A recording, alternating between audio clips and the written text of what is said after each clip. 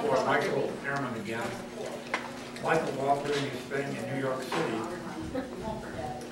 And it's not all work. It's about now, I think he's getting ready to attend the Pitt basketball game against Indiana in Madison Square Garden. So, upcoming events. Thank you. Most everybody has a copy, and they're kind of interesting. Michael's got the winter filled. The PSO, as you can see, is in January. And when I find my copy, I can read it. And a brand new speaker you haven't seen any material on is February. Zelda Curtis, she's not here tonight, got us a speaker on the subject of geology underneath Squirrel Hill. A couple of years ago, we had the people from the coal mine in the state actually talk about coal mines under Squirrel Hill. I'm sure this will be a lot deeper. The Methodist Church in March. Pittsburgh Bridges in April, and that's the Cloudville, some hell on that. Fun. And then getting to know Bluefield in May, and that's the extent of it, of the schedule right now. I think Michael reminds you from time to time, you got the idea that you want to push forward. Send him an email, call him, lift his arm. Totally different subject. Showing up on the list in the past month is a website, a local guy devoted to trying to pull together historical clubs and societies in the southwest Pennsylvania. And it looks to us like a pretty neat thing, and Patty's talked to him, and he's eager. We will send you in an email shortly the URL, how to get there, and so on. Which then reminds me, we can't get to you unless we have your email address. If you're not hearing from the History Society by email occasionally, go back there and write down your email again. It'll eventually will get you. Okay? I don't think I have any further announcements. It's 7:31. We rarely start this early. Patty, are we all in? They're coming in. All right, let's assume we are. Tonight, we have a rather distinguished person talking to us, one of our members, an author of this book. It's Barbara Burstin, PhD, Dr. Pitt, Carnegie Mellon, and that. So, would you take over? Thank you, buddy. I'm delighted to be here, and especially among people who are interested in history. I love that, so we can have fun tonight. We can talk about some history. Maybe you have questions. I have a general idea what I want to talk about, but I'm very anxious to be eager to be distracted. If any of you want to go off on a little tangent or something, I'd be happy to. I'm tempted to tell you this anecdote I know about Pitt, but want to tell you a little bit about me. I am not a Pittsburgher. Just out of curiosity, how many of you consider yourself a Pittsburgher? What does that mean? You were born here and bred here, and you say yuns and things like that, right? You used to say. Well, I came here about a little over 30 years ago, and I guess I'm a Pittsburgher now, but I certainly wasn't when I came here kicking and screaming from the New York area in the 70s. So it's kind of interesting because here I am, a transplant, writing a history of Pittsburgh. Whoa,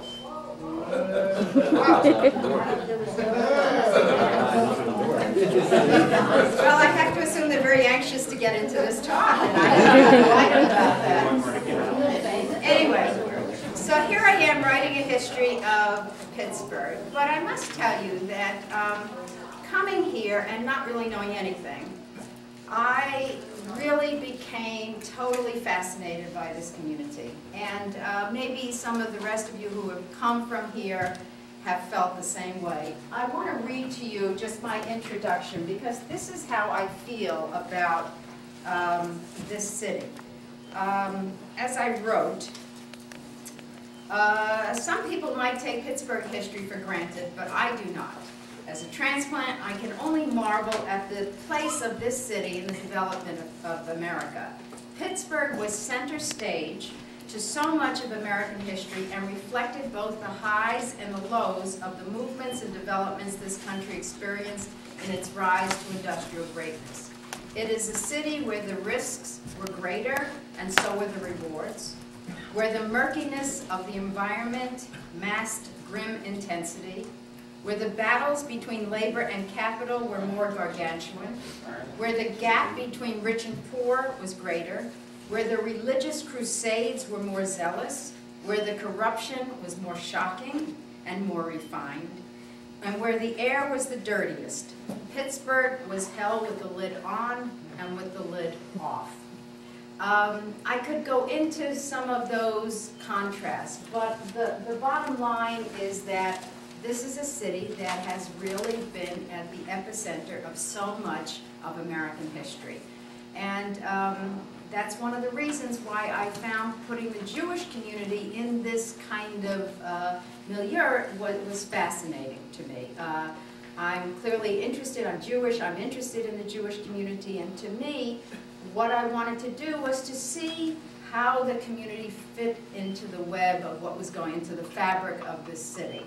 I was interviewed when my book came out. There was a book review, and the Tribune Review did a whole review on it. Interestingly enough, the Post-Gazette didn't touch it, but the Tribune Review had a whole big story. And the photographer actually, and the reporter, followed me around. I did a tour of some of the places that I had mentioned in the book. And at the end of it, he caught me off guard. He said to me in the closing of the interview, he said, well, what did you get out of this? And I you know, had to kind of come up with something that was more than just, it was interesting. And I really came up with the feeling that it really inspired me to be involved in the community and to learn more. That really, there were so many people in the Jewish community who were role models in very different ways that it was very interesting. And let me just, what I'm going to do tonight is, well, I'm not sure, but I'm going to talk a little bit about a couple of people who made real contributions to the city in general. Then I'm going to show you a clip from this film that I did that came out, some of you might know that film, it came out about, I guess about 8-9 years ago now, that I directed on the history of the Pittsburgh Jewish community. And I'm going to show you a clip on that film that is from the Hill District. Because the people who wound up in Squirrel Hill, many of them came from the Hill District. So to understand, and that's my next book and the next time you invite me out here when I'll talk about the Jews moving to Squirrel Hill. But my book ends in 1915 and there ain't no Jews in Squirrel Hill yet. So we're not, they don't want us here yet. So, and Squirrel Hill is not that developed at 1915. But, so I'm going to show you this clip from the Hill and then talk about what it reflects and what it doesn't reflect. So that's kind of my game plan, and as I say, questions are welcome. But in talking about the contributions of Pittsburghers to this community, I want to highlight a couple of people who were very much involved in social justice, because it really is very inspiring. There are 2 schools named after 2 Jews in this community, and I'm wondering if any of you know the 2 schools. Well, No. Falk, well, Falk was named after Falk because he gave the money. I'm talking about 2 public schools. 2 public schools. A. Leo Weil School. And Frick. No. No. Reisenstein. Now, I don't know if you know anything about either one of those individuals, but think about the fact that 2 schools in Pittsburgh were named after 2 Jews. Who are these people? Well, let me just mention, because I've done more research on A. Leo Weil. A. Leo Weil was a very acclaimed lawyer. He represented companies like Standard Oil. So you can imagine he had made it to the upper echelons of the law practice. We're talking about the late 1890s, turn of the century, turn of the 20th century. And A. Leo Weil had garnered a tremendous reputation, but A. Leo Weil was very disturbed about the political machine in this city. The Flynn-McGee-Flynn machine characterized this city in the 1880s, 1890s, and led to overwhelming corruption, abuse. And A. Leo Weil was prevailed upon in the early 20th century to head up what was known as the Voters League. And it was a league of, in the early 20th century, those who know your history, this is the progressive age. This is the age where middle class, business people, professionals want to clean up things in America. And the cities and city government was part of that progressive urge to clean up. And Pittsburgh was one of the worst. In fact, Lincoln Steffens, the name, who was a very famous muckraker, if you know what I'm talking about, a journalist who at the turn of the century did a lot of research on various cities and the political machines. And he wrote that Pittsburgh was unique in that most cities were corrupt in one way. Pittsburgh was corrupt in 2 ways. We had our government and the police. He said that Pittsburgh was just one of the worst. It was hell, and he was the one who said it was hell with the lid on, versus the environmentalists who said it was hell with the lid off because of all the dirt and smog. Anyway, so A. Leo Weil got very concerned with the situation in this town, the abuses, the selling of franchises to cronies, just the collusion among so many players. And he took on this responsibility. And because of his, what should I say, he was able to come up with the evidence to show that Pittsburgh indeed was a city where bribery was a refined business, where corruption was the order of the day.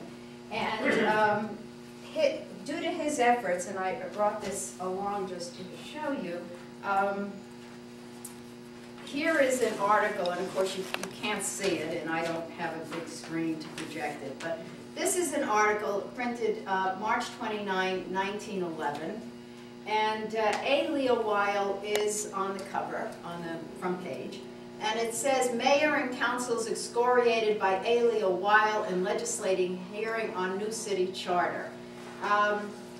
There were a couple of dimensions to his efforts. One was to clean up the bribery, the police corruption, and so forth that was going on. And the other one was to affect a change in government. If you have any criticism of our local municipality now, it's nothing compared to what was going on in the early 20th century. We had a common council and a select council. We had 2 councils that governed this city, composed of a total of 155 men. Okay? It was ward representation at its finest, or at its worst, depending upon how you looked at it. And this, of course, had come about as a result of all the annexation of various communities surrounding Pittsburgh, from this what we call now the South Side and the West. We were embracing them all, annexing them. And in 1907, we annexed Allegheny City, which is the present North Side. Allegheny City, of course, did not want to be annexed by Pittsburgh. They loved their own independence. It was a very nice community with far less pollution, small industries, business, nice neighborhoods, parks, and so forth. Had no interest in becoming part of Pittsburgh, but the politicians finagled, and the legislature approved the grabbing, the shotgun marriage, others have called it, of Allegheny City and Pittsburgh. And as a result, we just kept building this huge governing council. As a result of A. Leo Weil's efforts and the people he set in motion, there was a whole series of headlines and scandals, I guess. This is an article that appeared in Cosmopolitan magazine that came out in 1910. It's Graft as an Expert Trade in Pittsburgh was the subtitle, and the title of it, What Are You Going to Do About It?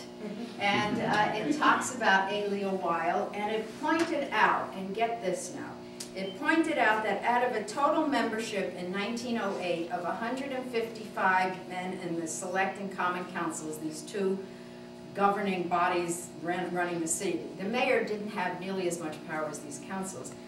105 out of 155 were accused of graft. Okay? Most of those were indicted and convicted and served X amount of term. Okay? That also included bankers, businessmen. The bankers had paid off city officials to get city funds deposited in their banks.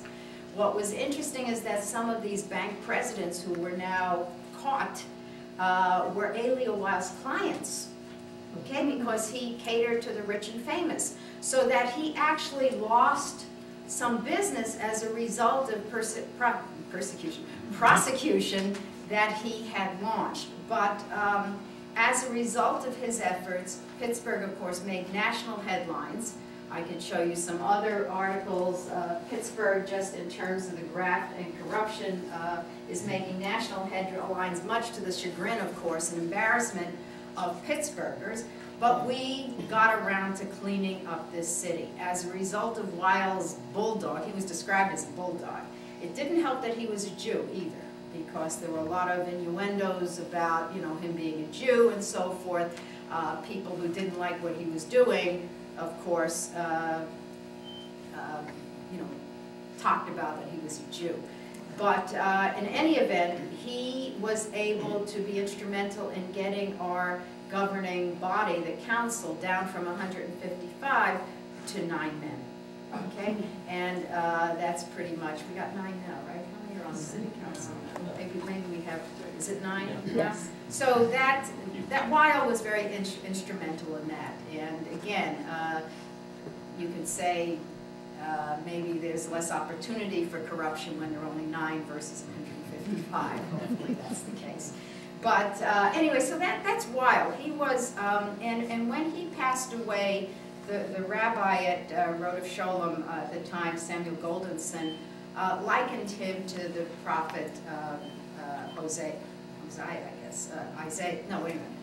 Who's the one? Justice, justice rolls down. Hosea. Isaiah. He said justice, justice? Okay. Well, anyway, he likened him to that kind of prophetic figure who really can make a major change. So that's A. Leo Weil. Florence Reisenstein is of a latter period. Florence Reisenstein, and I did some research on her, but she's not included in this book.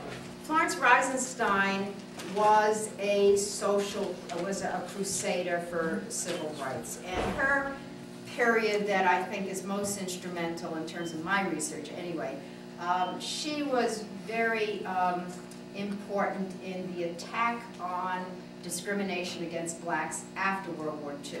If you native Pittsburghers, and you don't have to be from Pittsburgh, discrimination against blacks was rampant, obviously, in this country. And here in Pittsburgh, for instance, the Highland Pool, the public pools, blacks could not use them.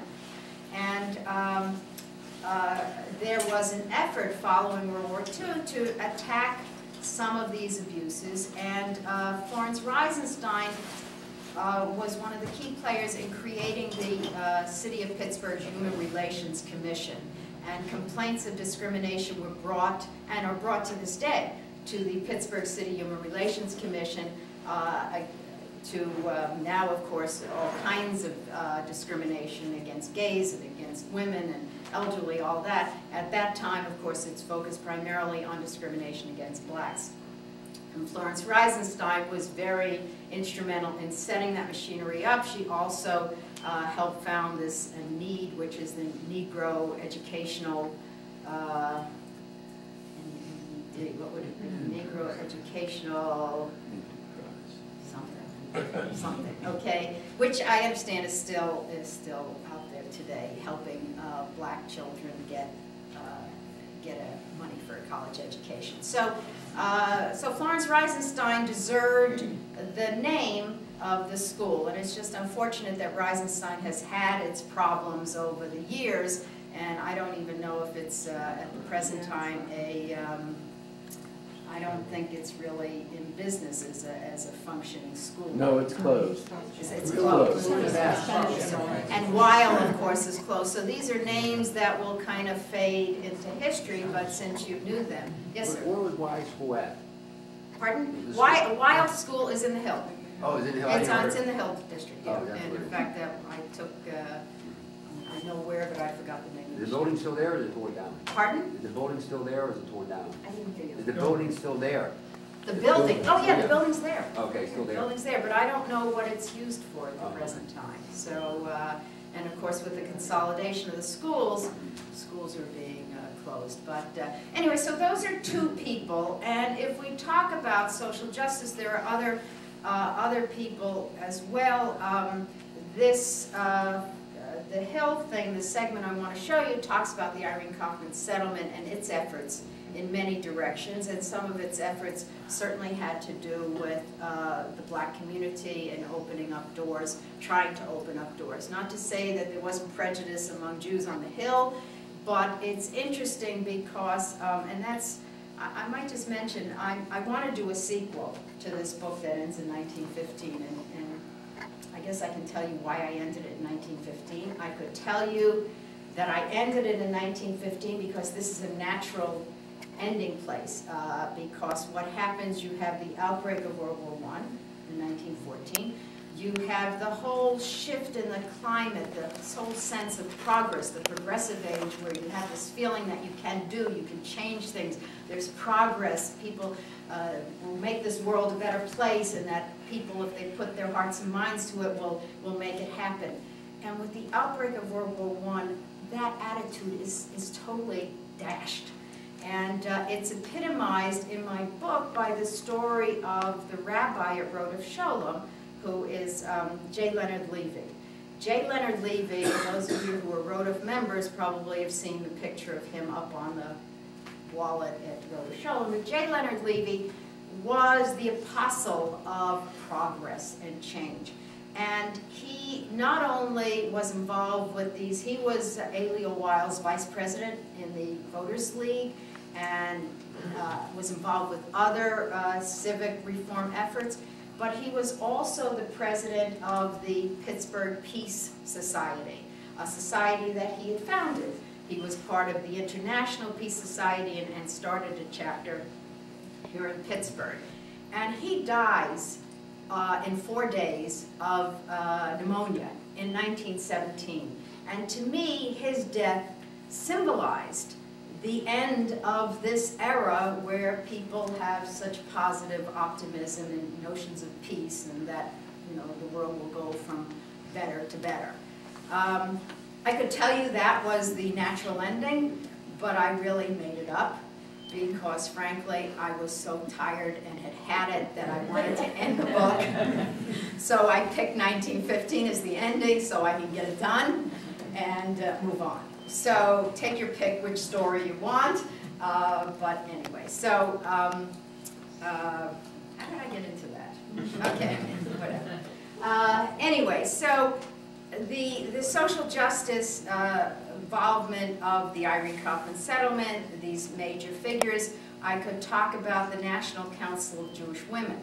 And in fact, women is a chapter in my book because I find that most of the histories are written by men and they don't get around to talking about women. And I wanted to rectify that to at least a certain extent. The National Council of Jewish Women and other non-Jewish groups were pioneers in focusing on civic reform in the early 20th century. And the councilwomen, these were German Jewish women who had come in the mid-1880s, who had time on their hands and who began to feel that, yes, their home was their bailiwick, but home should include the neighborhood, the community as well. And this was a remarkable change because if you study 19th century women, women's place was in the home raising the children. And for a woman to go out in public and to speak in public and to advocate in public for larger causes was still very unusual. And these Jewish women were out there, one in particular, Bertha Rao. If you are familiar with the Rao Jewish Archives down at the Heinz History Center, this is, Richard Rao is her grandson. Got to tell you a little aside. I needed material for my film because you can't have a film of talking faces. And, you know, what do you put on a film? And Richard Rao said, well, he had material from his grandmother. His grandmother had been married in 1884, and they had come from one of the early families in Pittsburgh, and he had material. And I said, Richard, I need to see it. I want to see it. He says, no, my apartment's too messy. I'm embarrassed. I can't have you come up. I said, Richard, I don't care. I'll put blinders on. Just let me come up and look and see what you got. And he's stalling. He's making every excuse. Finally, I said, Richard, please. He said, all right, but, you know, don't, you know, be prepared. So, okay, I come up with my old clothes on, whatever. I go into I knock on his apartment, I open the door. He was right. I said, is anybody friends with him? This was a mess. It was a mess. You know, boxes and books strewn and papers and on the couch there and on the floor and everything. But for me, it's a gold mine because that's the historians, you know, this is like the cookies in the cookie jar. This is, so I got down on the floor and we, on papers under the couch, over the couch, I mean, all over the place. Meanwhile, I came up with a lot of stuff. And so the material is in the film. But I also became very interested in Bertha Rao. She makes, name the volunteer today, Bertha Rao makes them look like they're stay-at-home, do-nothings, okay? She was in every organization dedicated to civic reform in this city, bar none. And bar none. And I made a list for the book, just of the organizations that she was either on the executive committee, founder, or president of, and there were 50. 50! I could not believe it, okay? Clearly an amazing woman who was tapped in 1924 by the mayor to become the first director of public charities, which was a mayoralty position, first woman, first Jew, and took on that responsibility. So a book should be written about her alone when you talk about contributions to the community. I could also talk about Marcus Aaron, who was on the school board and who helped engineer some of the early changes with the school board. He later became president. Enoch Rao was Bertha Rao's husband, who was on the first city council. it was interesting because there were so many Jews in leadership positions that at within the first decade or so of the 20th century, it was talked about in the Jewish Chronicle, you know, we're going to have a Jewish mayor because one of these people, these Jews were very active in civic affairs. That didn't happen. We had to wait for Sophie in a later age. But anyway, so talk about contributions. I'm not even talking about the economic contributions. The Jewish businessmen who came here, wholesaling was a Jewish niche. And the businesses that were started by Jews in Pittsburgh, but in the surrounding communities. All these little communities in western Pennsylvania, Main Street, there were Jews who were the businessmen selling to the miners and the mill workers, the people in heavy industry. This is what the Jews did. It's interesting because for my students, they don't know the name Kaufman anymore, okay? And that's kind of sad. That's kind of sad. They don't know, you know, the four Kaufman brothers came here, Isaac, Henry, Morris, and Jake. Jake came in around 1871. They first started as peddlers. They were tailors. They accumulated enough money. They set up a little shop on the north side. They set up a little shop on the south side, and then they started accumulating on Smith Street. I didn't realize this. At the height of Kaufman's, there were 3,000 employees at Kaufman's. They had a medical clinic in the building for the employees. It was that huge in operation. You know, of course, they contributed. Having said that, the Kaufmans really were not, they were millionaires, but they couldn't compare to Joseph Horn, who was the non-Jew who topped the department store trade. Even though there were many Jews in the department store business, the top-selling one was Joseph Horn. Well, a number of interesting stories. I can tell you about Jake Gusky, another name also that has been lost, who was ran Gusky's department store in the late 19th century. And Jake Gusky was noted at the time for his generosity because he was a man who had made it with his department store.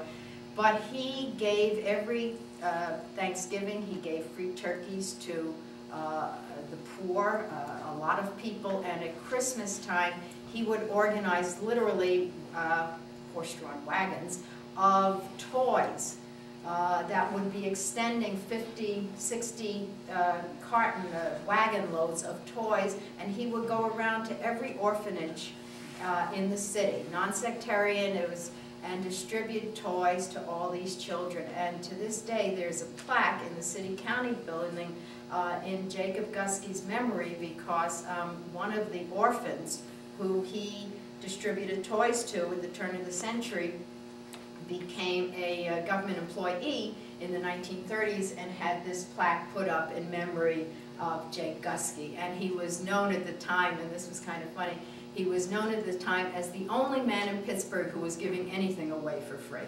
in this city. So that was another, but Jewish business, this is what the Jews did primarily, but it was still, as I say in the book, this is still small, they were small fry compared to there are no Jews on the board of Mellon. There are no Jews who are the directors of U.S. Steel when it's incorporated for $1 billion. You know, no Jews in sight in any of these major industries, so that their contribution in light of the great industrial development in Pittsburgh is often overlooked. But of course, I want to point it out. Let me take a chance. I don't think I'm going to turn lights out because I know in the evening we all have a tendency to kind of, and I don't want anybody falling asleep on me. I'm going to come around. That's insulting. You can't do that. So I'm going to put on this video for about 15 minutes. It's a clip from the film, and it's going to highlight the hill, okay? And then we'll talk about it, what this says and what this doesn't say, and we'll take questions and say, okay, now the big test to see if this is going to work. Okay, this is the one for the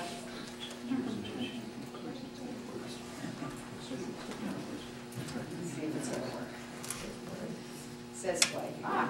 Over 27 million immigrants would come to America Okay. in search of a new life. Can everybody see? Nearly 1/3 of all the Jews in Europe joined in this massive migration. Now this is talking migration after 1880, beginning of the 20th century.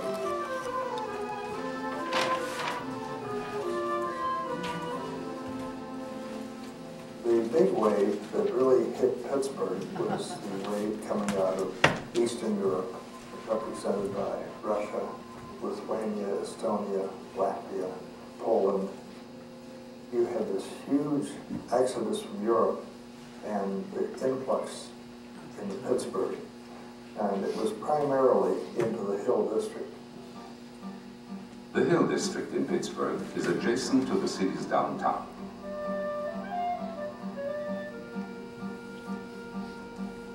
It was the first stop off the train and the first home for the poor multitudes who could go no further.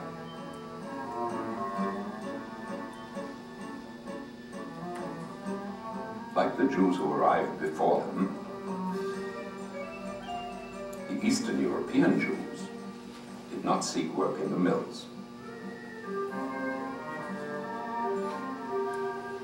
They found jobs in sweatshops and stogie factories, tucked away throughout the hill.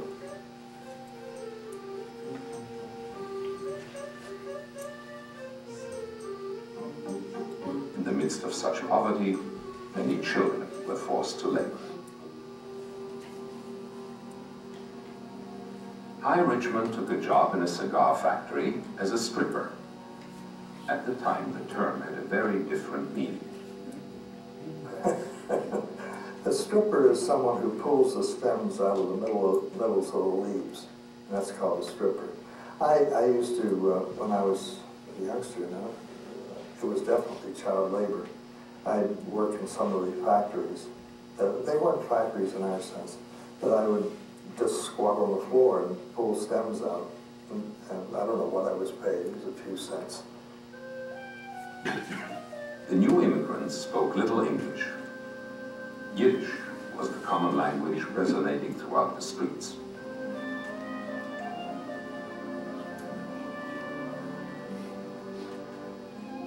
These new arrivals, largely Orthodox, had little in common with Pittsburgh's well-established Jewish community. There was some antipathy, of course. There was some feeling on the part of those people who had already become accepted by the general community that all of these immigrants who looked so different, who didn't speak English, would cause them problems. By and large, the Eastern Europeans kept to themselves and formed their own synagogues throughout the hill.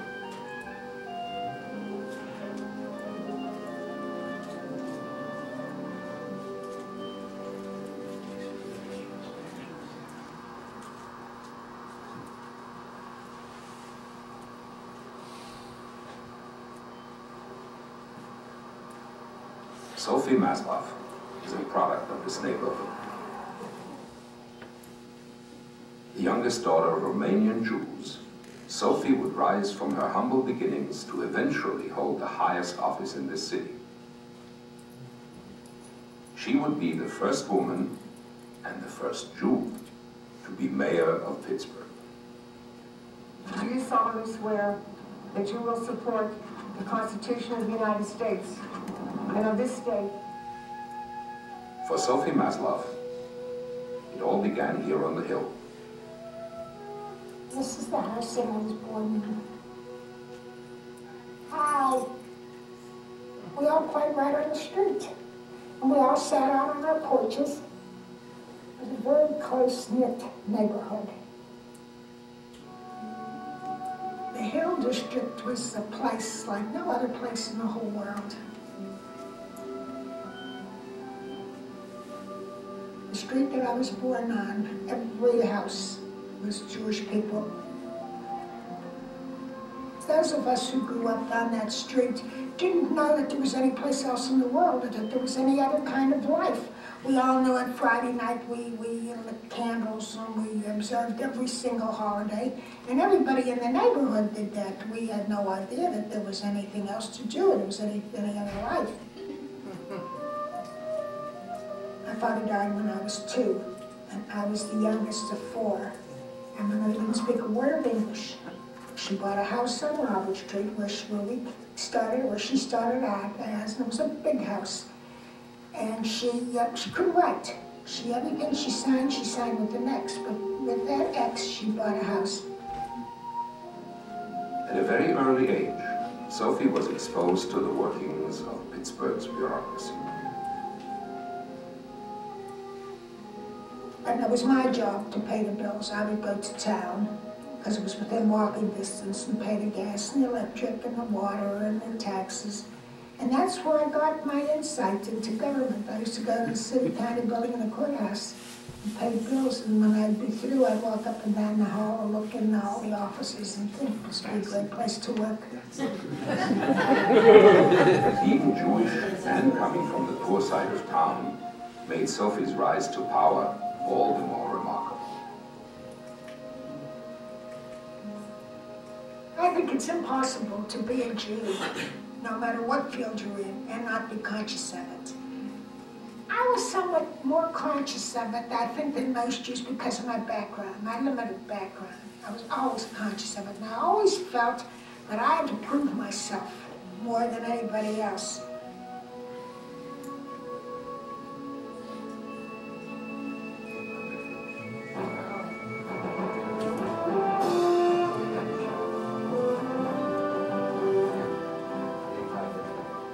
In the early decades of the 20th century, many African Americans were moving north in search of jobs in industry.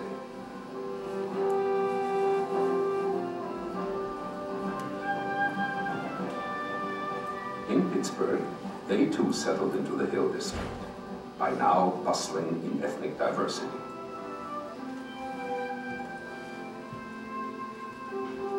Frank Bolden was the city editor of the Pittsburgh Courier, a national African-American newspaper published on the Hill. All these different community groups up there, Lithuania, Slovakia, Jewish and African-Americans. They were friendly, whatever they did together. With all these people coming here for freedom and to work, they all had the same thing in mind, a job, a home, and a family. Once you got here, you joined the crowd. Central to life in this community was the Irene Kaufman Settlement House. Called the Ikes for short, it was named for Henry Kaufman's only daughter who had died.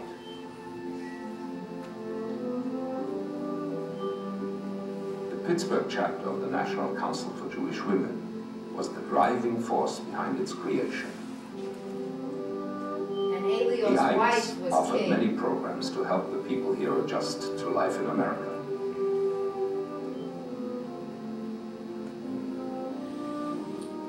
They also provided much-needed health care at a time when government social services didn't exist. Irene Kaufman Settlement House, for instance, had health programs that catered to everybody in that neighborhood.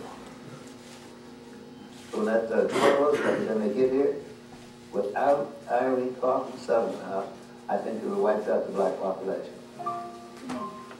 At the head of the Health Services Department was a woman named Anna Heldman.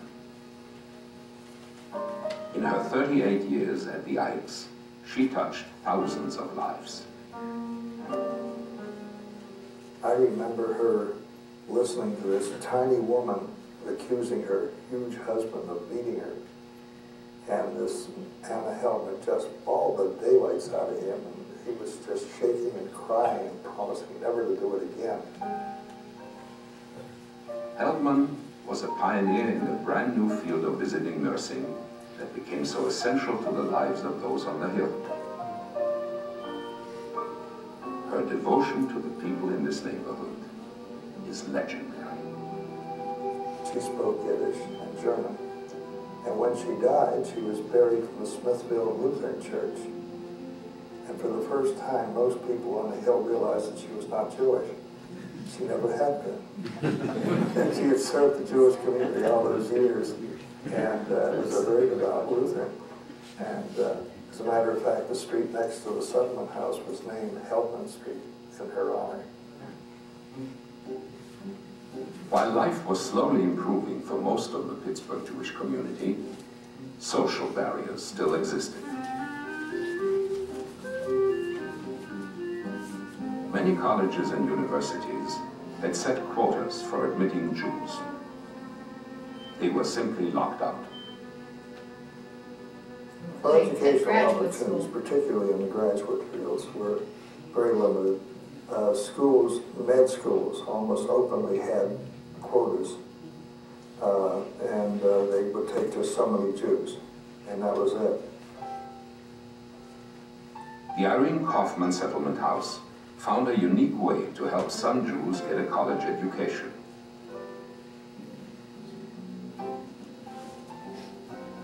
At the center of the effort was a popular character named Ziggy Khan.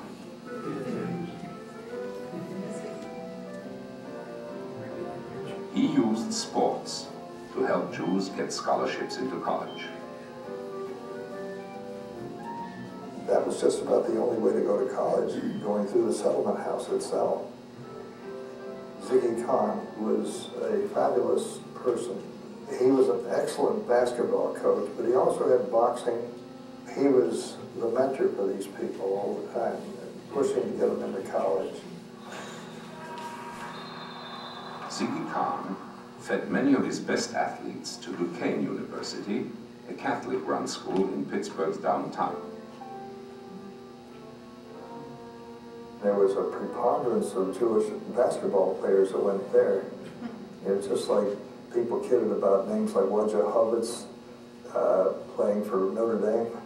You had Jewish names playing for Duquesne. Players like Art Feldman and Irv Brenner would help Duquesne capture many national titles. Mo Becker was a key player for the famous Iron Dukes.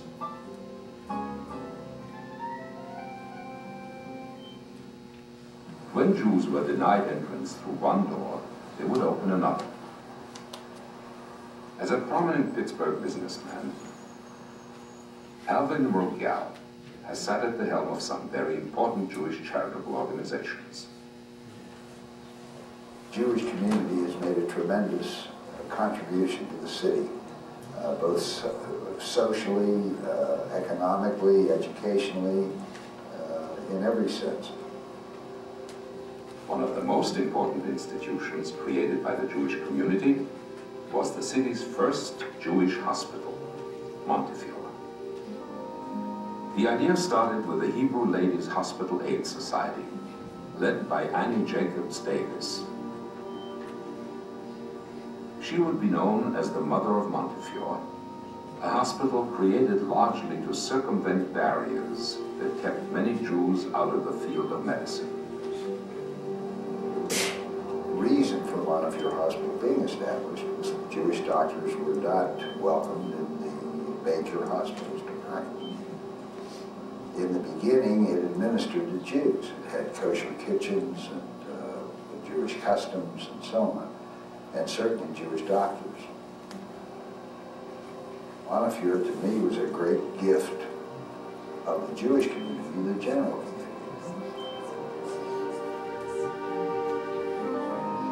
Giving back to the community is a Jewish tradition and obligation. It is expressed in the Hebrew word tzedakah, which means righteousness and justice as well as charity.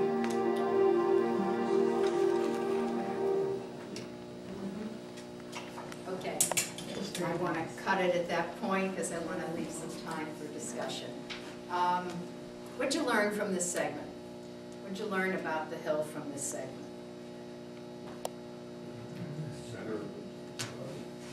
Yes, sir? Center. Okay, center of Jewish life. Other thoughts?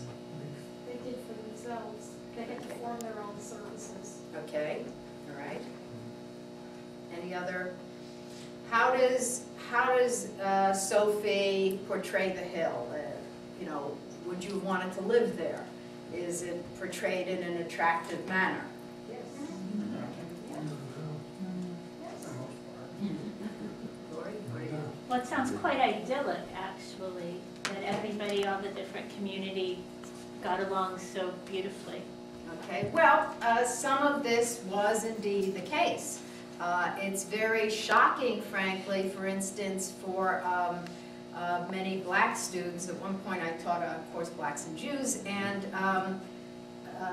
for young black students to think that the Jewish community, that everybody kind of got along and that everybody lived together and so forth, this was really shocking to them because this is clearly not their experience. But Frank Bolden, who I interviewed, he's since passed away. In fact, a number of these people already, Alvin Rogel is gone, and I think Sophie's still tooting, but good for her. But anyway, Frank Bolden was a very important black man who was an editor for the Courier, and he made this shocking statement I found about the Irene Kaufman settlement. Without the settlement's health service, the black community would have been wiped out because of TB. And but he also talked about the feeling of togetherness, the good feeling between blacks and Jews that existed on the Hill, because everybody basically was poor and everybody was struggling and everybody really just you know, tried to get along. So that this is a chapter in this relationship between blacks and Jews that does need to be pointed out. That's not to say that there wasn't prejudice. Blacks could not become members of the Irene Kaufman settlement. They were not allowed to become members, but the Irene Kaufman settlement let blacks use the pool before any other organization, including the Y, let blacks use their facilities. So that there was, what should I say, a little better than the general prevalence of prejudice that existed. But that's another story. But okay, so you get a somewhat idealized, nostalgic view of the Hill from this movie. And it's important to note that because many people, even today, look back on the Hill with these fond memories. The reality, of course, is much sharper in terms of some of the issues. If you just take the appearance of the Hill, garbage, outdoor toilets, rats, people are poor. The city doesn't pick up the garbage because this isn't a very important tax base, and the garbage truck only comes when the people pay their taxes and insist that they come, so they don't necessarily come that regularly to the Hill. The garbage piles up, the smells of the city are pretty strong. This is a neighborhood that you want to escape from as quickly as possible, and in fact, movement begins off the Hill by the second decade of the 20th century. As soon as anybody gets anything, they're out of there. They might continue to keep their businesses there, but they're moving to Oakland, to the East End, and eventually to Squirrel Hill. So that understand the physical reality of the Hill is not quite as clean and nice as portrayed here. One of the things that's touched upon here that's very interesting, and that is Rabbi Jacob, if you recognized him. Rabbi Jacob spoke about the conflict, the sense of difference between the older established community and the Eastern Europeans. This is kind of the defining reality of the American Jewish experience. The tremendous rift, separation between the German Jews, and I describe them as German, as Central European, more westernized Jews who came earlier in the 1840s. The Pittsburgh Jewish community was really founded in the 1840s. And from that time you begin to get more clusters of primarily Jews from Germanic lands. Germany is not a nation as such until 1871, but Jews from Germanic culture coming here and establishing themselves, the Kaufmans being a prime example. And so by the 1880s, 1890s, when the Hill now begins to become a destination for these poor Eastern European immigrants who were fleeing pogroms in Russia and fleeing poverty and persecution, they now come here, they land on the Hill, but meanwhile the German Jews who have been here have established themselves in business and they are now living primarily in Allegheny City, because I told you Allegheny City is a nice neighborhood and Jews want to go there too. So Allegheny City becomes the kind of locus for the German Jews who have made it, and now you have the Eastern European Jews who are arriving. And in my book I entitle it A Tale of Two Cities, which to me is not London, Paris, it's Allegheny City and the Hill. Because you have such difference. In Allegheny City, you have a lifestyle of parties, of worrying about dress, social obligations. The Concordia Club, of blessed memory, was established as a social club where all kinds of parties took place, but you had home parties. This is a society that is comfortable and is living the nice life, and has they are increasingly becoming quote unquote reform, which is a, shall we describe as a more liberal practice of Judaism, where they basically strip many of the ancient traditions and to try and be in more modern dress and modern accord with the society around them. That's a quick definition of reform, but okay. Anyway, and so they are Reform Jews. Now you have the Eastern Europeans coming, the schleppers. Okay, the people who you saw, the women are dressed in schmatas, if I can use a Yiddish term. How many, I'm just curious, out of the Jews, and I don't know who's Jewish, who's not Jewish here, out of the Jewish people, how many of you have relatives who were Eastern European? Okay, raise your hand. Out of the Jews, how many of you had German relatives? Okay, so here you have, in our own little experiment here, the German Jews are going to be outnumbered by these Eastern European Jews who come over. They're poor. They don't speak English, and in fact they speak a bastardized German, which in their opinion is Yiddish. They're so different. They're so different. Not only do they dress differently, not only do they talk differently, but their ideology, their sense of who they are, where they come from, is so incredibly different. If you take just the religious aspect, these are German Jews whose interest in assimilating. The Reform movement is an attempt not to strip Judaism of everything, but to make it more palatable in the society around them.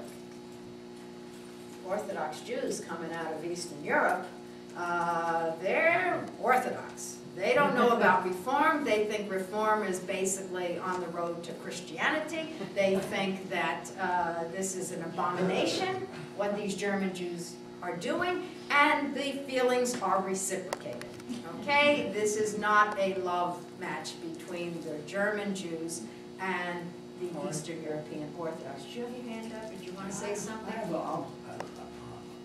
noticed something. I was born here, and when I was 2 years old, there were 6 children.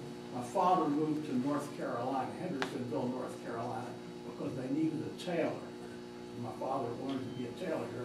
We didn't need tailors here in Pittsburgh. He had to go to... Well, all over North and South Carolina, I remember the tailors who ended up owning stores there all over the Carolinas and Georgia. Because of what they learned here to sew. My mother was born in Petrikov, Minska, Gubernia, my father nearby. And there were a lot of Jews. We were always an oddity there, that oddity to the Christians. Absolutely, absolutely. But did your family keep the Orthodox practice, or did you become? Well, there was only an Orthodox. There was an Orthodox synagogue that opened up The town I lived in had 5,000 people, and eventually it got to be 20 Jewish families, and every one of them had a store. Well, okay, I'm telling you, you just reinforced what I was saying before. The Eastern Europeans were shopkeepers as soon as they were peddlers. And then, you know, what's a peddler? A peddler is somebody who goes out to sell, all right? What's the goal of a peddler? Yeah, but what's the goal of the peddler? Have them come to you. Is it fun to schlep an 80-pound bag on your back? So anyway, so the Eastern Europeans started off as peddlers, and the German Jews did too, and they quickly were able to settle down and have shops. But let's go back to the difference between the Reform and the Orthodox. All right, so you have this major difference, and if any of you really are into your history, you know that in 1885 here in Pittsburgh, the statement, the ultimate statement of the Reform movement, known as the Pittsburgh Platform because it was christened here, was made, and in that statement in 1885, it was a statement that said basically we reserve the right to remove any practices that are not in keeping with modernity, all right? And they considered themselves a religious group and not a nation of any kind, all right? Hold that for a minute, because you have now the Eastern Europeans who have the traditional practice. You saw the man wrapped in tefillin. For a Reform Jew, this is horrible, because it looks like you're strapping yourself up. They have no understanding of what this Orthodox tradition is. And if we go further, the Eastern Europeans were Zionists, or they were sympathetic to the Zionist movement. The Zionist movement coming out of Russia was the movement to establish some sort of Jewish homeland in Palestine, all right? A modern Zionist movement that begins in the late 19th century. I'm talking to the historian here who deals with this, but the Zionist movement, a movement to establish a Jewish homeland, which really begins to develop steam in Russia in the late 19th century. How do you think the German Jews sitting here in Pittsburgh responded to the Zionist enthusiasm that affected the Hill? Tell me what you think on that. That is an understatement. They didn't like it. Not only didn't they like it, but they felt threatened by it. Why would they feel threatened by a Zionist passion that these Eastern Europeans had? Why would the German Jews feel threatened by it? Not just, I don't like it, but have a real visceral reaction. They didn't want to be identified as different and therefore as part of a Jewish state. They wanted to be assimilated. What do they want to be? What's their goal? Americans. They want to be Americans. Right? We are Americans first, and this somehow tainted them. This raised the possibility that maybe you're not a true American. Maybe you have dual loyalty and you're not as good, you're not as devoted to America as you should be. And so for the German Jews sitting in Allegheny City, the whole Zionist movement is an anathema, is terrible. It's a threat. And what's interesting is this J. Leonard Levy, who I talked about, he described the Zionist movement not as a dream that the Eastern Europeans would have, but as a nightmare. Okay? To him it was a nightmare because it raised this issue of dual loyalty, but more than that, he had an ideological opposition to it, which for some people, some religious leaders, this was their opposition. And his reasoning was that, in his mind, the mission of the Jew was to bring justice throughout the world, to be a light unto the nations. If you are all gathered in one spot, then you cannot be a light unto the various nations. So for him, the idea that you should settle in one spot and not be in the different societies in order to reform those societies, that to him was a nightmare. So you had a number of reasons why the reform leaders objected very strongly to the Zionist passion that so existed among all levels on the Hill. We're talking about not just the leadership, But the young people, when I read some of the material, the parties, the dances, the Zionist dances, next to the Irene Kaufman house, settlement house, was the Zionist Institute. It was a building devoted to the teaching of Jewish history and spirit and so forth. It was very popular. Yes? I'm not clear how this manifested itself between the two communities. I understand that there were leaders of the so-called reform sector that spoke out, but if you're talking about a neighborhood here and a community on the north side, how did this conflict, as I say, manifest They didn't itself? associate with one another, basically. That's the... There was a gap, all right, that existed up until well into the 20th century. All right, that's not to say that there weren't efforts made, and we can talk about that. There are efforts made by German Jews to help the Eastern Europeans. They felt it was their obligation, particularly the women I talked about. Women, the Irene Kaufman Settlement House was started and staffed primarily, certainly initially, by German Jews who felt it an obligation and a mission and the right thing to do to help. But there was really no, generally, I mean, you had two different fundraising arms, too. You had the Eastern Europeans had the United Jewish Fund, and then the German Jews had the Federation of Jewish Philanthropies, and they didn't merge till 1955. And there were a lot of personality conflicts. People just didn't get along. Let's say with African Americans, they're kept out of things. Did this The Eastern Europeans would say that they were not kept out. They couldn't get into Concordia. Okay? I mean, you're not accepted in Jewish higher circles. Now, understand this goes on in all communities. The Jewish community is not unique in having these divisions. The black community, if you look at the black community, the northern blacks who were here in Pittsburgh were appalled at the southern blacks who are now moving into the Hill. They felt that they were going to bring down all blacks, the free blacks, who had been free for some time, and now have the southern blacks coming in who are poorer, who are less educated, who are going to, in the northern blacks' opinion, bring down the entire community, and there's a certain reality to that. I did research on Polish Christians. The Polish Christians who came here before the war, before World War I, and the Polish Christians who came after World War II, terrible conflicts. Totally different backgrounds. They're all Polish, but terrible conflicts. So this conflict is repeated among ethnic groups. Yes, sir? There was a synagogue on the north side. Do you know the orientation? That was Eastern Europeans, and that's later settled on the north side. That's B'nai, I forget the name. Oh, is it Beth Shalom? No, Beth Beth Jehuda. I don't know if that rings a bell. Do German Jews have a congregation on the north side? Well, the congregation was Road of Shalom. Road of Shalom. It was downtown. Road of Shalom did not start off as a... Road of Shalom started as an Orthodox shul because that's all there was. You were Orthodox, and in fact there was no label. You were a Jew, you were Orthodox.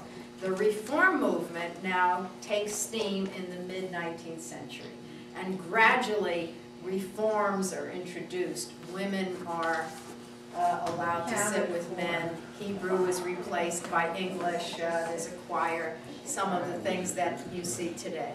But Road certainly was Orthodox, so that's all there was, and then gradually spun off. You had, yes, sir?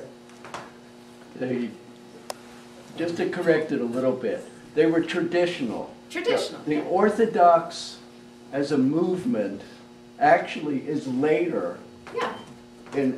So that everybody was traditional. Right. The split comes later, and in fact, the Orthodox movement is a reaction to what the direction that they saw the German Jews going. Right. And so that's when the Orthodox Union was formed, which was late 19th century. Right. You got all kinds of Yeah. splits. Okay, I mean, this is, you know, there's this old saying, you know, 2 Jews, 3 opinions and all that. So, I mean, you have all this kind of, and on the Hill, you had all this, I loved reading about this because the Hill had so many different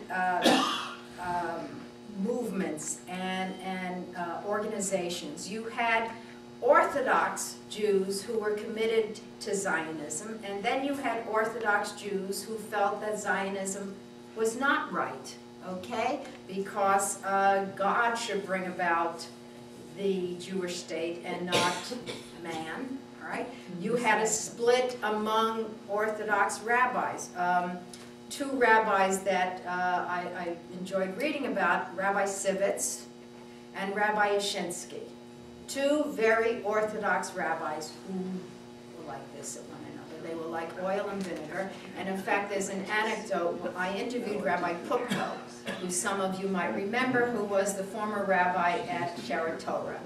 And I interviewed him about the split between Sivitz and Yashinsky. And he told me a story. He said that he had heard that Yashinsky went to Sivitz one day and said, why don't we walk arm in arm down 5th Avenue and people will know that, you know, we've resolved the differences between us.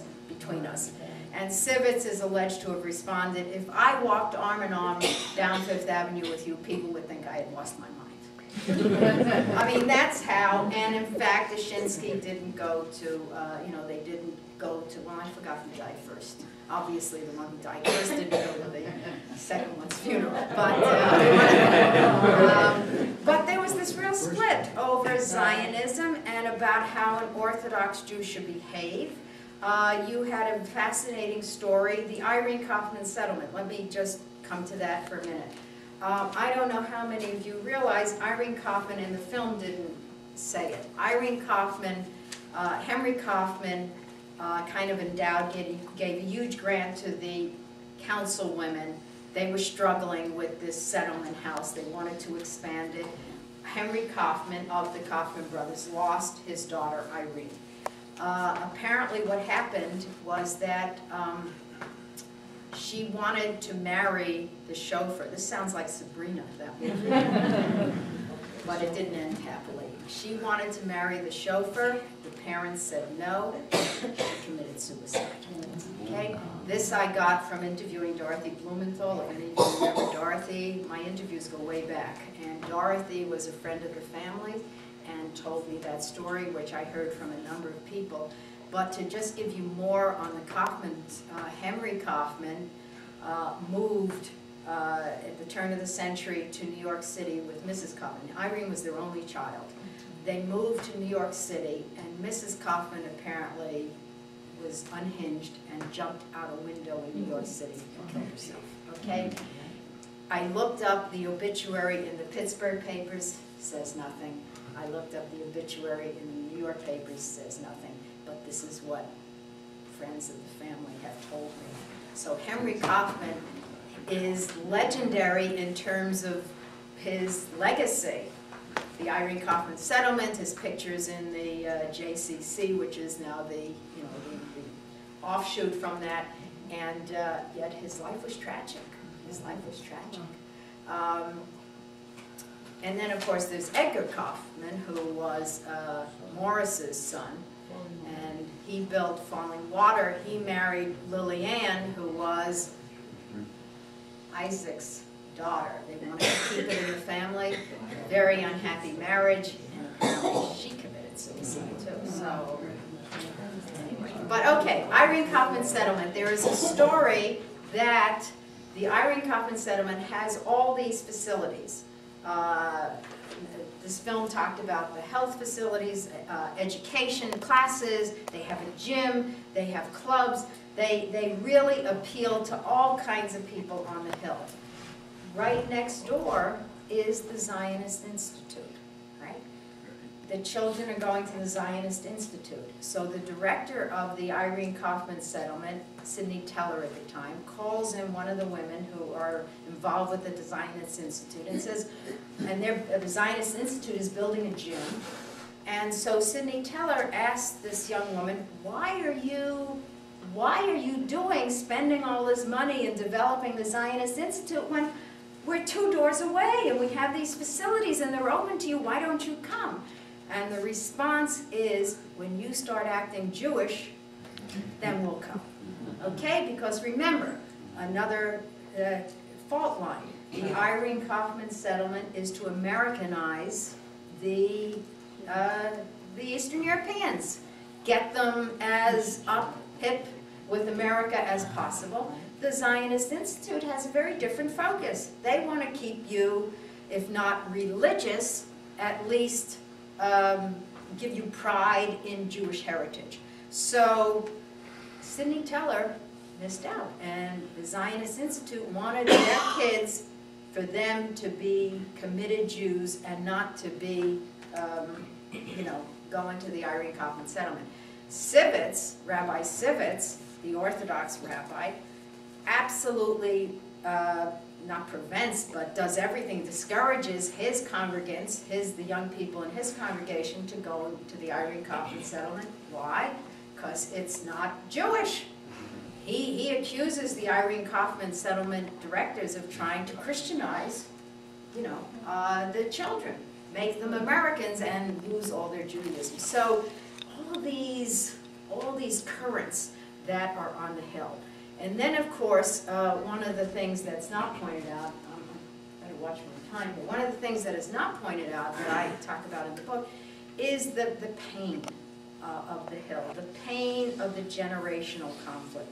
Because here you have immigrant parents, and maybe some of you can relate, stories in the family. I came across a book that was written by a Pittsburgher, and under a pen name. Her real name was Levin, and she used a pen name. Forget. Anyway, she was the daughter of a rabbi, and she writes in her book, the book is called My Mother and Me, and she writes in the book how she was raised as the daughter of a rabbi to be a nice Jewish girl, to marry a Jewish boy, to live in the Hill, and to have children and live the traditional Jewish life. But she goes to a public school, and she's smart, and the principal wants the daughter to go to college, and he prevails upon the mother. The father, the rabbi, says absolutely not, but the mother wants to give the daughter this opportunity, and she has a scholarship, and the mother agrees that the daughter should go to Barnard. Well, you can begin to guess what happens, all right? She goes to Barnard, she meets a non-Jew, she marries the non-Jew, and she leaves the Hill, all right? And she ultimately leaves Judaism as well. And this autobiography, is, in a sense, capsulizes some of the reality of the emotional conflict. I talked about some of the organizational conflict, the ideological conflict.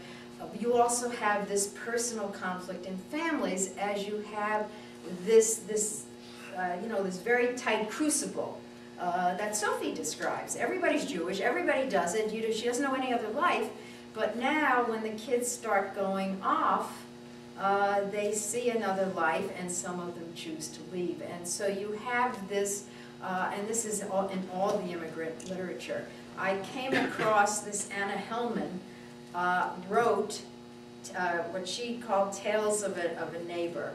And it was an unpublished manuscript that I found at the Pitt Library, which I was shocked that I had come across in the archives. Forgotten about, it was written about 60, 70 years ago by Anna Hellman, and what she did was she did vignettes of immigrant experiences, changed the names, but basically in these short vignettes that are compiled in this manuscript, she describes some of these terrible personal stories and the difficulties that these immigrants faced, not just monetary problems and dealing with everyday life, but the hardship of the family, the pull of the family, and the pull of trying to maintain traditions in a society where, that's free. And of course, this challenge continues today is kids go off and choose what they want to be, and it's not necessarily what the parents wanted them to be. So you have a lot of different conflicts that are epitomized in the Hill that really are very interesting, that some of which are mentioned in this, most of which are not, because nobody's going to really talk about that. I don't know how much more I should keep talking about. Maybe I saw a couple of people yawning a little bit. I don't want to. Yes, sir. Where did the blacks live then before? Pardon? Where were they living before the Hill District? Were there any here? You said they came from the south? And then where was the North living at? There was a colony of free blacks who were living on the Hill. No, before that, were they there all the time? Or They not? were there, Or were they living yeah. somewhere else before that? I mean, like before 1900. Where were they living before that? First of all, we're not talking about very many. No, right? there wasn't many here back then. You know, there were a few. There was a small group. You're asking me something I haven't looked at in a long time, so I'm not sure I can help you. But clearly, you have thousands of blacks who are moving in the Hill and who, look, if you take August Wilson, if you take just his house now that they're trying to preserve, you had an Italian family in the front, the grocery store, or the Italian family in the back, August Wilson in the middle, and a Jewish grocer, Bella, I forget her name, lived in the front. And that, in a sense, epitomized the Hill, this polyglot of different ethnic groups. And so that's an interesting chapter. I might say that if any of you have anything that you want to talk to me about, I'm writing a sequel. I'm writing on the 20s, 30s, and 40s. I'm writing on issues that have to do with Zionism in this community, the growth of Zionism in the 20s, 30s, and 40s. I'm interested in black-Jewish relations. I'm interested in Christian-Jewish relations. I haven't even talked about anti-Semitism or anything like that. Clearly, the 20s, 30s, and 40s in Pittsburgh, it really heats up. I'm interested in response to refugees. In the 30s now, you begin to get the German refugees who are trying to get in here. I'm interested in response to the persecution, Hitler's persecution, and response to the Holocaust in the 40s. Ziggy Khan was mentioned in this film. Ziggy Khan interests me greatly, not just because of what was talked about here, but Ziggy Khan in the 1930s led an effort here in Pittsburgh to try and get it snowballing to boycott the Olympics that were scheduled for Berlin in 1936. Ziggy Khan was very, very outspoken against our participation. By the way, just as a little aside, a freshman at the University of Pittsburgh, John Woodruff, won a gold medal. He was a young black freshman at the University of Pittsburgh, won a gold medal in the 1936 Olympics, came back to Pitt, and could not get on the football team because they discriminated against them. And I'll tell you something else about, just a few years ago, Mark Nordenberg, there was a ceremony. Woodruff just died within the past 2 years. And right before he died, he was invited back to Pitt, and Mark Nordenberg personally apologized to John Woodruff because what happened in 1936, he was on a track team at Pitt, and they were scheduled to have a meet in the South, North Carolina. What happened to it? Oh, you're there, okay. Had a track meet in North Carolina, South Carolina, and NYU also was participating in the same track meet. They were told that the black runners would have to be housed in a separate facility. The NYU team refused to participate. Either you treat all our athletes the same or we're not coming. NYU backed out. Pitt went. Okay? Nordenberg just apologized to Woodruff for that insult that Pitt acceded to the segregation in the South in the 1930s. I bet you she didn't tell you that last time when you had the discussion on University of Pittsburgh. Anyway, so somebody else had a question here or something? Or I was going, oh, so I was telling you, yeah, go ahead. The film didn't make it very clear why the Jews didn't want to work in the steel mills. It wasn't a Jewish thing.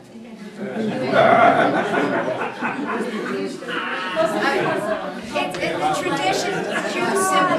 Jews had not had experience. Jews were not in steel mills in Europe. So it wasn't part of the Jewish experience, number one. Number two, there was discrimination. So even, there are a group of Hungarian workers who were employed by the firm in McKeesport.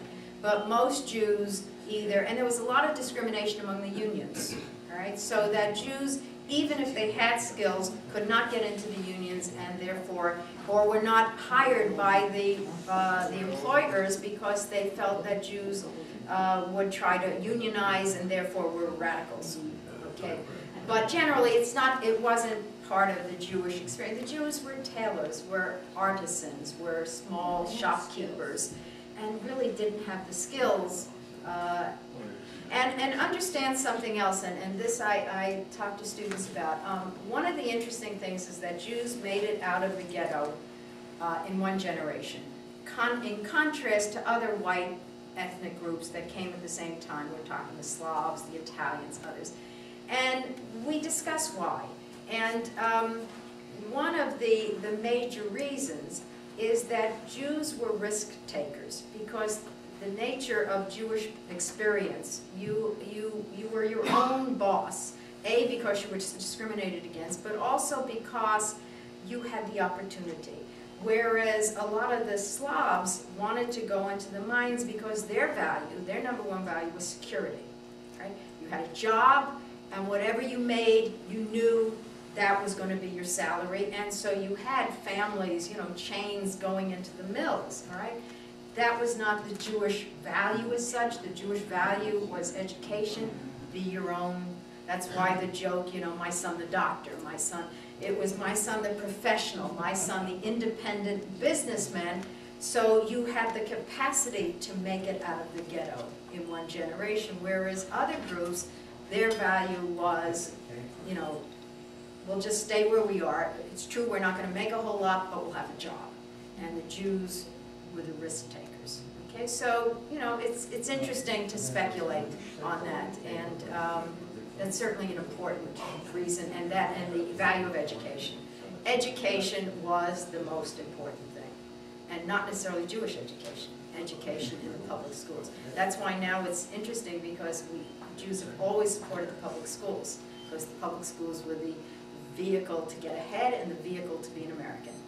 Now, the Jewish community is worried about the future of the Jewish community, so that Jewish schools are now more emphasized in order to preserve the Jewish tradition. So there's this tension between the historic commitment to public schools and the feeling that if you want to preserve your tradition, you've got to send your kid to a Jewish school. Interesting.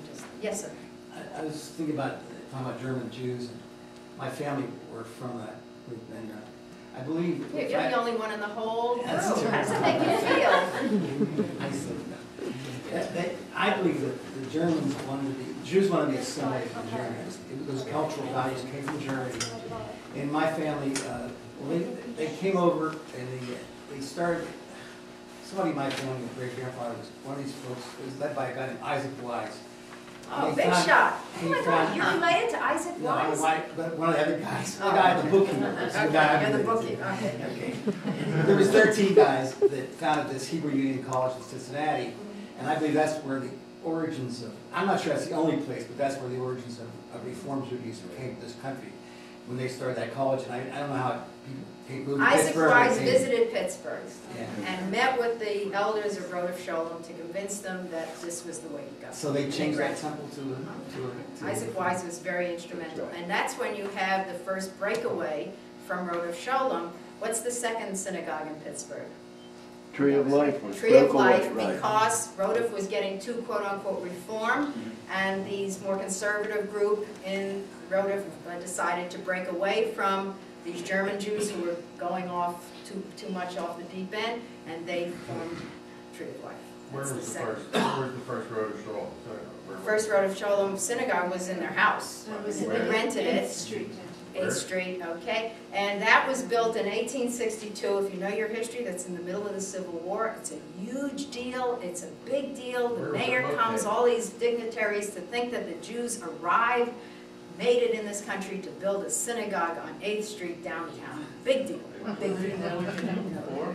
Allegheny, now they're moving into Allegheny, but the synagogue is, I thought they went the other way. no. Well, the residences are in Allegheny, but the synagogue is on 8th Street. It still exists, the building? I think it's a church now. It wasn't church, but I think it might have been torn down. Yeah, I don't know. They sold it to a church when they moved to. Anyway, if any of you can help me with any of the themes that I've mentioned, I'm sure I'm forgetting some other things, I would love to speak with you. I have some books if any of you are interested. You know, I have some books that I'll give you a discount on. And thank you for being such a good one.